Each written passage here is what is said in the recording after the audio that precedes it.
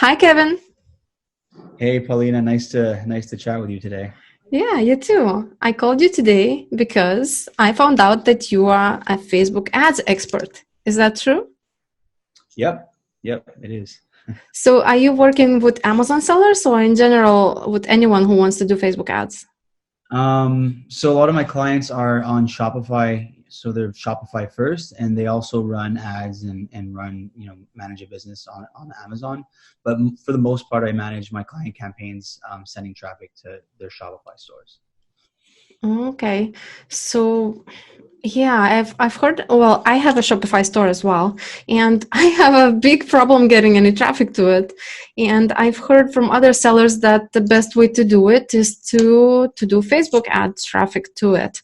So I understand that model is pretty straightforward to me. You run a Facebook ad and you link it to your Shopify page. What about Amazon? Do you create a page in between? No, so I've ran ads to Amazon, and we would just send them directly to the store, actually, directly to their Amazon, like the product page on Amazon. Um, and so we were actually tracking through offline conversions. We had a way to integrate it, so we were able to find out like what the return on ad spend was, from Facebook to Amazon. But the reason why the client was doing it wasn't necessarily for like direct conversions. It was more so to improve organic rankings, like, on Amazon. So they were using Facebook, like using traffic from Facebook to send signals to Amazon to increase their rankings on Amazon. I've heard about this from quite a few people, from Liron Hirschkon, from Kevin King. I've heard mentioning that a lot. So, is there usually like a cap on the budget, or like what's the strategy there? Because I don't want to lose a lot of money sending traffic that I cannot really measure the effect of it very well. So, Yeah. how would they work usually? Yeah, so in this case, it was kind of like there was no clear measurement strategy. So in this particular instance, we were doing like maybe 10% of the budget was going towards Amazon, whereas 90% was going towards Shopify. So we had like this always on campaign that we were assuming was making an impact because their results were improving on Amazon, but we didn't really know for a fact. So it was just kind of like one of those campaigns we had on, and we were thinking that it was like an afterthought campaign. But really, the main driver, the main strategy behind, like, for this client, was the Shopify end. All right. Well, I actually tried doing my own ads on Facebook for my Shopify store. And I found it so difficult, especially that, so I sell apparel, dresses, especially that it's not really something that is, you see an item and you buy it. It's more like you choose this color dress or maybe that color dress. You look at hundreds of dresses before you make the purchasing decision. So it was hard because of that. There was, I needed a lot of traffic in order to get the conversion. And plus the price, the margin was fairly, small to afford the PPC. So I eventually discovered that it's better to reprice, to package the same dress, which is $19.99 dress, to be $169 dress, and make a luxury box on top of that, and just say it's a luxury item. And then I found that it was easier, but not really easier. It's more like you then get a different type of customer, and then all these issues come in. So how would you say, is there a price range, there is a limit to make it work, or what's your strategies on that? Yeah, I mean, so I found that the clients, the e-commerce businesses that are doing well with Facebook ads and well in general are usually in this average order value area of like $100 to $150 average order value, um, and they have very healthy profit margins, right? So they have room to play. Like, so when they price their product, and they strategically choose to brand it, higher end or luxury, they aren't competing on price, in other words. So that they price it in a way that they can actually afford to kind of, have a cost per purchase that's around 20 to 30%. And so yeah, I found that usually that's the sweet spot. And what about the demographics? Usually, there are not so many good options on Facebook that I discovered would work for me. They were very generic and not really specific enough. For example, my dresses are modest dresses, right? So I could target by religion, who wants to, but it's not really very targeted. So it was hard for me to come up. So what do you do about targeting? How do you come up with the audiences when you do the ads? Right. So you want to use you want to start off with, like, if you have the luxury of data and you can make lookalike audiences, then you definitely want to start off with that. So if you're starting from scratch, you maybe want to create 3 campaigns. One will be only interests. So you can do research. There's tons of tools that allow you to find like really, really good audiences and interest-based audiences. So you don't want to use the ones that everybody's using, because they're more competitive. So you want to do some research to find the less obvious ones. So you have one campaign that's interest, one campaign that's lookalikes, then one campaign that's wide open. Don't even target anyone, worldwide or US only, wherever you're targeting. So let's say in your case, you would just target, let's say it's US, women aged between 20 and let's say 40. And that's it. So yeah, but you want to start off with those 3 campaigns, and you want to see which one works best, and then go with that. All right. I was gonna share my screen with you and show you a few ads that I've looked at recently. Yeah, I was looking you up. That's your website, right? That's right, Let's just look at it quickly. So in the services section, will it be only the Facebook ads? So is that the only thing that you focus on? Yeah, so if we do Facebook, well, obviously Facebook and Instagram. Then there's Google and Bing. We do a little bit of LinkedIn ads for our clients. We do email marketing and conversion rate optimization. Okay, so you're the best at like Facebook and Instagram together, right? Yeah, exactly. So the way I started, I was a freelancer for years. I was freelancing Facebook and Instagram ads, and then my freelance business evolved into an agency that focuses on Instagram and Facebook. And then to support my clients better, I hired a really, really good Google Ads person. And I started, and because I have a lot of experience in conversion rate optimization. So I started offering that as I started offering conversion rate optimization almost as a kind of a way to help the paid media side. So let's say I have a client whose website is just not converting, and it's messing up our campaigns. I'll be like, okay, you need this CRO service. And so that's how we kind of evolved into kind of a full service kind of e-com marketing agency. Okay, cool. Were you ever a seller yourself, a Shopify or an Amazon seller? Yeah. So I've had a few drop shipping stores, but I didn't really stick to it. I wasn't crazy about the lack of customer, like the customer experience that drop shipping offers. Yeah, I find dropshipping pretty hard. I really enjoy the private label area much better, and my dresses are private label dresses, so I don't do dropshipping right now. But I did try it as well, and it wasn't so much fun like it is with private label. All right, so I'm gonna show you something. There's this product that I know. It's a Canadian product. I used to live in Canada for 15 years. Later moved out. So there's this product. It's just a shaving gel for women. Sort of you gel it and then you shave the legs. And they do a lot of different Facebook ads. And so I was recently sort of trying to look at their ads and see what they're doing and maybe try and copy some of that for mine, because the audience is also women, and I just wanted to get some ideas and inspiration from that. So I'll go to their ad library and just would like to get your feedback a little bit about, I'll go to maybe older ads. So they do a lot of video, and they always say shop now right away. So is this something that everyone is always doing right away? You want them to shop for it? Don't you need to do the funnel, of warming up the customer first and then sending them to shop with you? Like, is it always direct ad to shop? Yeah, like so on the top in the top of the funnel,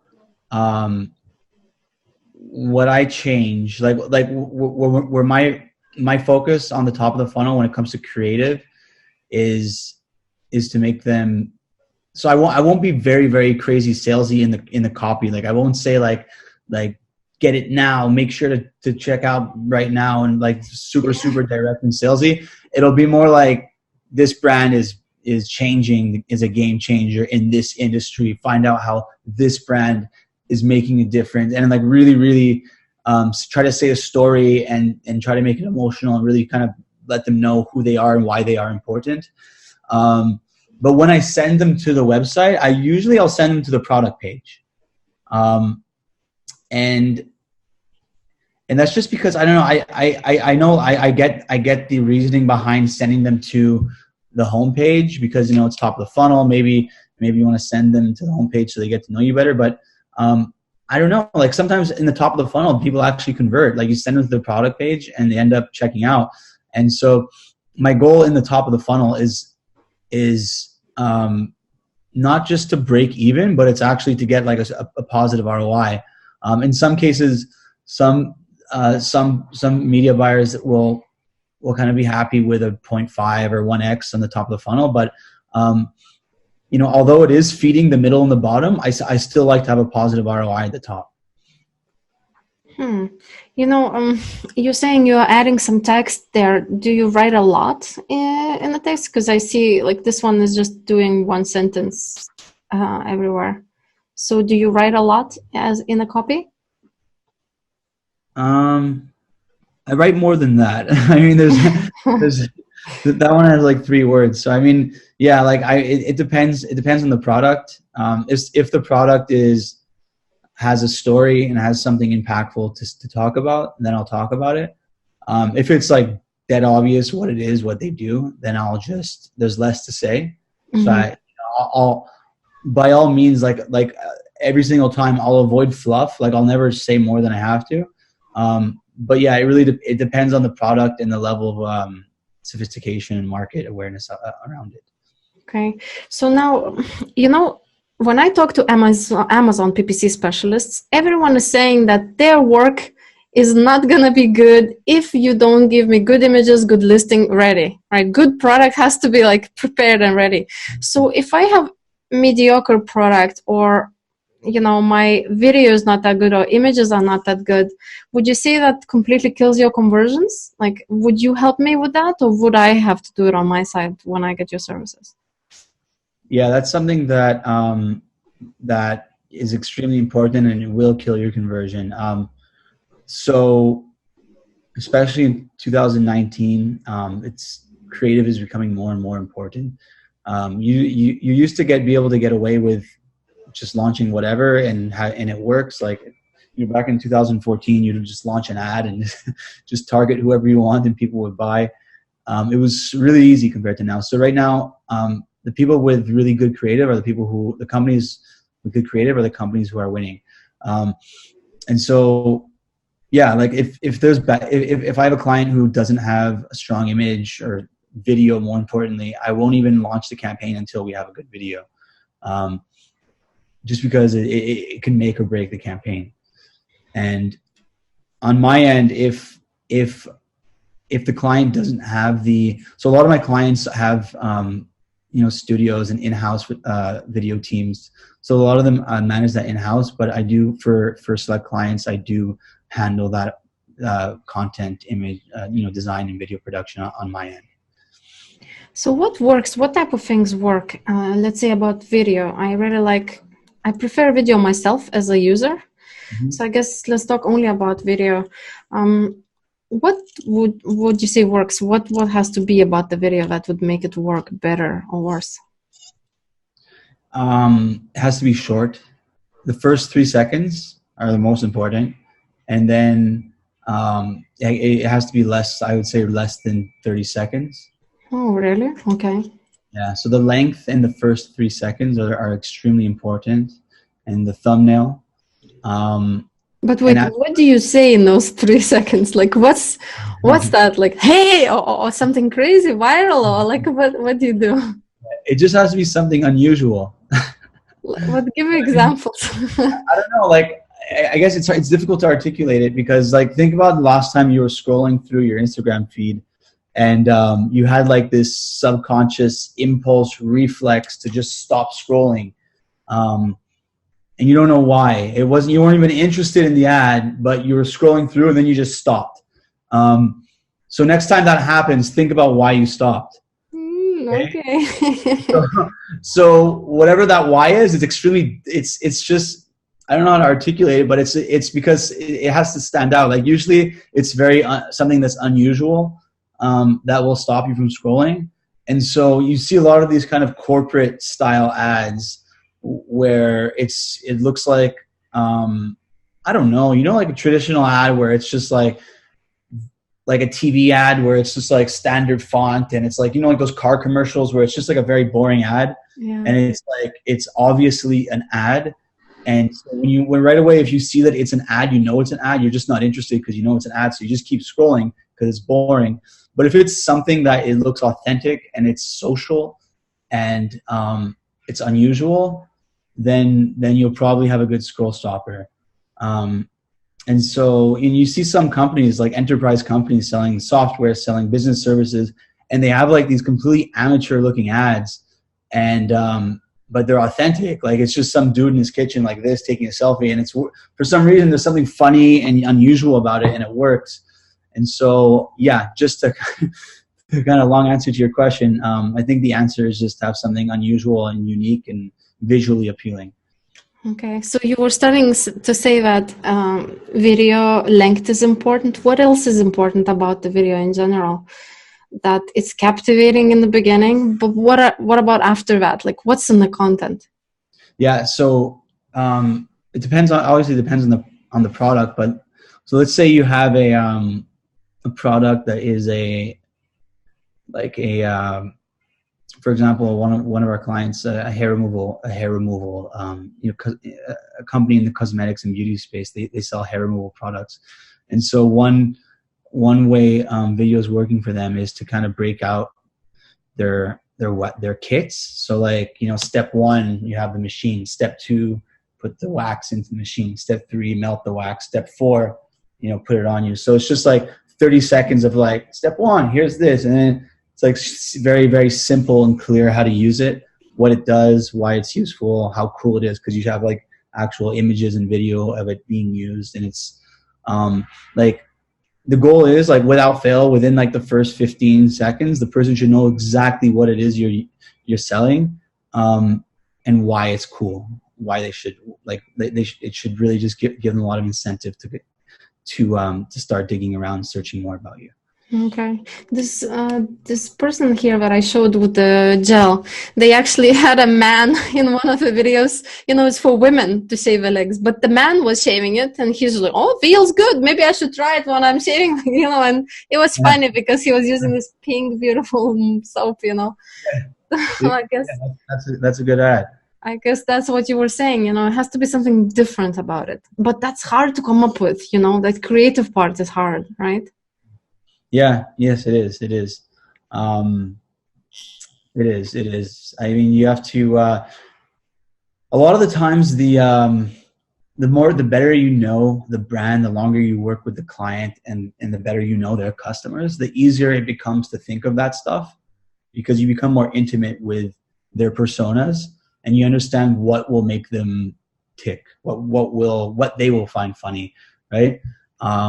And so it's difficult to just come up on the spot with something like a new concept or a new idea, but working closely with the clients, you develop a certain level of intimacy with their personas and their products, and it becomes easier to think of things that are unusual. So could you tell me what else? Like, I know that I could do my own Facebook ads and I could teach my VA what to do, but I will not have that expertise that comes with the years of doing it, right? That you get that sense of what's going to work, what's not. Could you give us a few tips for those who are watching, maybe a few of those senses that you have developed over the years? Okay. I mean, just just try to make it look like it's not an ad. Like memes work. Like if you can write a meme that you know that your customers will find funny, and you know, obviously it has to be aligned with your brand, but if you can think of a meme that you know that they'll find funny and you're winning their attention and you're making them laugh, then that's a good start. And so, you know, for I don't know who your listeners are, if your listeners are agencies or e-commerce owners or Amazon businesses, but usually the person closest to their customer, closest to their product will be able to think of these kind of unusual things and be able to really like come up with inspiration easier than maybe an intern or a VA. I wouldn't put it in a VA's hands to come up with a funny ad. Okay, so no creative power for VAs. Okay. No. All right. So in general, why do people choose to hire services like yours and not do it in-house? Like, what's the difference? What's the benefit? Well, first is the expertise. And second, it costs. I think it actually costs less than to hire someone to do it internally. And so yeah, like you know, we typically charge. It depends on. Actually, you know what? I'm not going to say my rates on this call. I know you're going to post it, but whatever. Usually, what we charge, it costs them our clients less than if they were to hire someone internally to handle it. And with us, they know that like e-commerce is what we focus on. Like they know that whatever is working, we're going to use it. And if we cannot make their campaigns work, then most probably very few people can. So, and a problem a lot of businesses experience with agencies is they have to go through agency after agency after agency to find the right agency. And so for an e-commerce business to partner with a agency that focuses on e-com and has experience with, you know, in the verticals and niches that they're actually in, it's kind of like just cutting that learning curve and, you know, avoiding dealing with a handful of agencies and wasting ad spend. Okay, I see. It's just that it's hard to trust someone else, you know, and knowing that because there will be a budget, right? I'm gonna spend $10,000 and I want that to be spent well. So do you sometimes take ideas from other customers' campaigns that are working well and apply it to my different niche than theirs? Does that work? Is there transferability between the others? Yeah, absolutely. So there's like the structure and strategy that carries over. For example, a sales funnel is a sales funnel. There's a top, middle, and bottom, and that's the customer's journey. And depending on your price point, the customer's journey will be longer, and you know the sales funnel will require more steps. But generally, plus or minus 2-3 steps, it's similar in terms of campaign structure, sales funnel. And on a creative level, you know, awareness copy, like informing them of your brand, letting them know who you are, what you stand for, is usually top of the funnel theme. Middle of the funnel is, you know, getting, you know, consideration, getting them over that fence. And so in the middle of the funnel, across most brands, you'll want to be able to use testimonials and really address any pain points or concerns or objections that they might be having. And so those are all consistencies that no matter who it is, what brand, what you sell, like those are all things that it's pretty much, it's across the board. You're going to want to consider them. And then there's, you know, on the media buying, the tactical end where, okay, what's working right now for campaign budget optimization, right? Like what's, you know, the Facebook's engine, Facebook algorithm, like what, you know, because it's always changing and we're just always trying to figure out like, okay, what did they just do and how are we supposed to manage, how are we supposed to set up our campaigns now? So let's say I find out that, you know, bigger budgets are working for one client, then I'll like, okay, I'm carrying this over to all of my other clients. Or, you know, that's just one example, but there's tons of like tactics and just changes that Facebook makes to their algorithm or to the way they deliver your ads that I can discover on a personal, even on my personal campaigns, and then carry it over to a client. Okay, I know that your time is limited. I only have 2 minutes for my best question. So my next meeting got canceled, so I have more time now. Okay, so I have a very interesting question to you. I don't know if you've ever heard of Sam Ovens, but he's teaching the Facebook ad strategy to basically make a lot of copies of the ad. So he, to repeat it, he doesn't increase the budget, but he keeps it at $250 budget. And then he copies it over, changing something like demographics a little bit or I don't know, maybe budget by $1 or $2, something. And then again copies. So he makes always making copies of the same ad, just a little bit tweaking the components that come into creating the audience and stuff. Yeah. So do you do that? Does it work? Is this a strategy or not anymore? Yeah. Yeah. As of recording this, let me just say the date, because if somebody watches it a month from now, it might not be working. So as of October 1st, 2019, that strategy does work. But who knows? Maybe in 2 weeks it won't. So yeah, maybe 3 or 4 months ago, I was having a lot of success with having very few campaigns with high budgets. And it was great. It's easier to manage, right?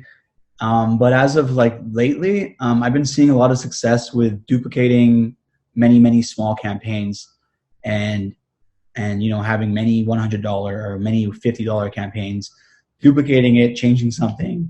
If it's not performing, being very quick to shut it off, and then repeating that process. So that's working. That's working right now. Facebook advises against it. My account managers, they advise against it, but for some reason, what I'm seeing right now in the accounts is that is actually working. So when you say you change a little bit, what do you change? I know what Sam Ovens changes. What's your components that you change? What's that little change? Age. You can make it, increase it or lower it. So, maybe I'll duplicate it and I'll change the top end age from 60 to 65, and I'll make a third duplicate. I'll reduce the bottom age from 25 to 18, then I'll duplicate, and then I'll change maybe I'll do only stories, and then only feed, and then only mobile, only desktop, others. What else? Yeah, those are the main ones. Okay, can I ask you also about Instagram then, if you have a few more minutes? Instagram is a little bit different beast, right? It sort of wants a little bit different video format, maybe a square. I guess Facebook maybe too, but there's a limit in time. There's also this integrated button on Instagram. There is a buy now button sometimes. I don't know how that works specifically. I have not tried it myself. So could you tell me a little bit about Instagram, how advertising works there? The main difference that you want to focus on when running Instagram ads is obviously the size and the creative. So you want to have creative that's compatible with stories. And so you can either, when you build your campaign, you can either customize the placement so it's all in one ad. So you can choose for one ad, you can choose a specific creative for desktop, for Instagram, and all your other placements. Or you can just create a new campaign and just target stories only and have creative that's suitable for stories. But yeah, I think that's the most important thing when it comes to customizing your advertising efforts for Instagram. And what else? Oh, another thing, be careful with, I find a lot of people, they use the same copy. So when you have the URL in your copy, on Facebook you can click on the URL that's in the copy. Mm-hmm. See the actual link, but on Instagram it's hard to click. You can't really click on it. Right, you can't. It's not clickable links. Yeah, it's not clickable. So just maybe you want to make sure that your copy is your copy that's carrying over from Facebook to Instagram is not screwing up how your ad appears. And another thing, sometimes the headline and the body text, the main text, always check how it appears. Like because like people have the reflex to write their ads for Facebook and then just launch it. But like always check how it's going to appear on Instagram, because sometimes like the headline and the body, like the way it just looks weird, it looks awkward. And you'll see sometimes in your Instagram feed, like have a look next time you're scrolling through and you'll probably find something. A lot of brands, a lot of marketers aren't paying attention to how it's rendering on Instagram. Okay, great. Well, Kevin, I really would love to interview you for 2 hours, I guess, but I'm going to be cautious of your time. Thank you very much for answering my questions. And I guess I'll invite you again if you don't mind, so we can, I can ask you more deeper questions, more tactics and things. So how can people contact you if they want? Yeah, sure. They can contact me through the website, acqualead.com. That's ACQUILEAD.com. Or you can go to find me on LinkedIn, send me a message on LinkedIn. And yeah, I'd be happy to answer any questions they might have. All right. Well, thank you very much. And I'll talk to you soon. Thank you too. Bye. Okay.